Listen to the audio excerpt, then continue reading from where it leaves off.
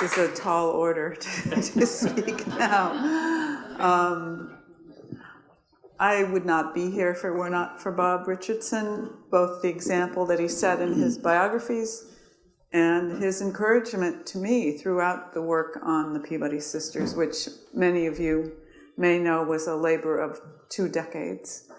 And there were a few people who persisted in believing I would finish this book and treated me as if I was really just, a writer. Writing a biography is my first book, and Bob was one of them and never said, "What's going on here?"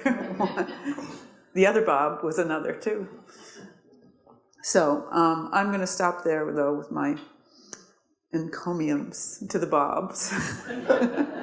And I'm going to say I would have a nice speech to read to you today if it weren't for the fact of an experience with the real world that occurred for me about 2 weeks ago. My computer was fried in an electrical storm.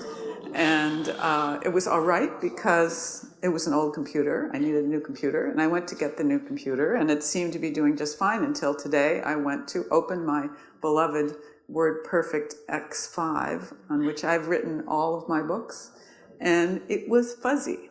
I couldn't see it. And so I'm going to just speak from some bits of stuff that I had around that I was going to compile into something more smooth. So the question, though, that Bob raises is, what is Transcendentalism? And that's something we're all always asking.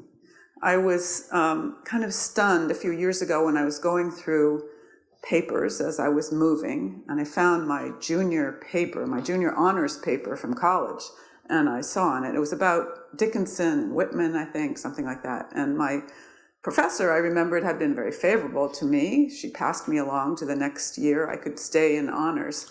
And so I hadn't really paid much attention to the criticism on this, a page or two, single-spaced. And one of her comments was, she can't even define transcendentalism satisfactorily. And I had to think, had I been spending my whole adult life answering that complaint that I didn't even remember? One of the things that surprises me often is people will say after reading my book, and I'm sure after reading Bob's books, well, now I understand what transcendentalism is. And yet I don't think there's any place in that book where I set out what transcendentalism is. And what I've come to think is that I think what my books try to do, and Bob's books certainly do, is to give you a sense of being there with these people as they were having these ideas. So you feel as if you're having the ideas along with them, and maybe that makes you think you understand.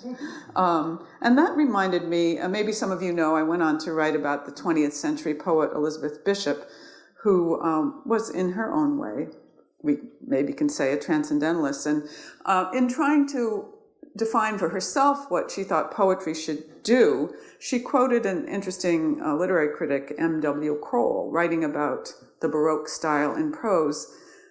Describing these writers, Kroll says, their purpose was to portray not a thought, but a mind thinking. They knew that an idea separated from the act of experiencing it is not the same idea that we experienced. The ardor of its conception in the mind is a necessary part of its truth. So this ardor of having the idea, I think that's something we could say is common to all the Transcendentalists. And maybe another kind of definition, they were all minds on fire, to borrow from Bob.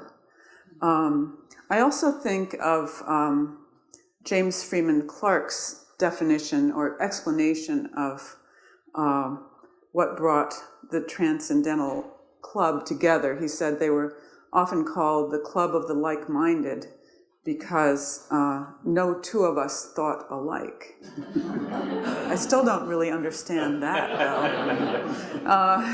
Not getting much closer. But that reminds me, though, of how really there was an incredible range of thinking and of ideas among the Transcendentalists. And perhaps one of the reasons that we so often hear about Emerson and Thoreau is that perhaps their ideas were a little bit more alike. You can kind of lump them together and say this was Transcendentalism, but if you start getting to the others, people used to call them the minor Transcendentalists, we will not. you get other ideas. So that's where I'm going to go for just a few more comments. The women, different ideas. Bob talked about language, the language moments. Elizabeth Peabody was obsessed with language and linguistics and trying to find out if there was a universal language from which all languages proceeded. That was her kind of idea of looking, she was looking backstream to the origins, hoping to find the universal. She sometimes called herself the only practical transcendentalist. What was that to mean? But I take it to be related to her particular kind of transcendentalism, one that I think Margaret Fuller also shared in a bit. We noticed that Bob talked about self-registering, and of course we know self-reliance is Emerson's term. Margaret Fuller preferred to use the term self-dependence, which may be related, I think, to Elizabeth Peabody's notion of the social principle, which was her kind of transcendentalism. She was very pleased that this term social principle was taken up by George Ripley in the last meeting of the Transcendental Club, in which he was promoting his Brook Farm. We needed a communal group to act as one. So what did Elizabeth Peabody mean by the social principle? Now I'm turning to my last little tidbit here. Elizabeth Peabody, I make a claim in this article, was the first of the Transcendentalists to use the term Transcendentalism. And this is related to a series of articles she wrote when she was only 22 in 1826. She held on to them because Reverend William Ellery Channing said, don't publish, just focus on your schools. In 1834, she had the temerity to submit these essays to Andrews Norton at the Christian Examiner, and he liked them and started publishing them. So we have 3 of these 4 essays. Some years later, she said he wouldn't publish the 4th essay. That was the one in which she used the term transcendentalism. So she didn't get credit for this, 1834. However, here's what she says about the social principle, and I'll leave you with this. Like Emerson in his later essay, The American Scholar, Peabody also posited the notion of an everyman, not calling him a scholar or man thinking, but an intelligent worshiper. And this is what she writes. Around this intelligent worshiper, the relations of social life multiply, and there is found within him a spring of emotion deeper than the emotions of beauty and sublimity. This is sympathy, intelligent sympathy. The social principle, engaging his feelings for others, whom he sees to have a common nature with himself.